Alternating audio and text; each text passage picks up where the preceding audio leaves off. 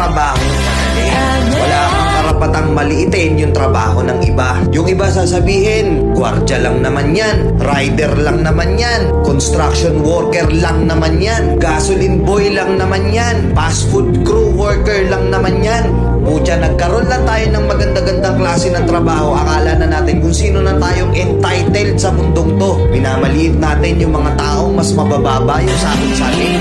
Pagkakaalam ko kasi, wala kang karapatang maliitin o matahin yung trabaho ng iba hanggat nagtatrabaho sila ng marangal. Walang trabahong madali. Lahat nagdadaan sa hirap. Lahat nagsasakripisyo. Kaya kung iniisip mong porket maganda-ganda yung trabaho mo, malaki-laki yung sinasahod mo, mamaliitin mo na yung mga trabaho ng mga taong nagtatrabaho na mas maliit yung sahod sa'yo. Mag-isip-isip ka. Baka bawiin sa'yo yan. Baka biglang bumaliktad yung mundo at sila naman yung kumakas. Kahit anong trabaho mo, magpakumbaba ka pa rin. Bilog ang mundo, hindi palagi nasa taas ka. Kaya hanggat maaari sa lahat ng oras, magpakumbaba ka. Diba?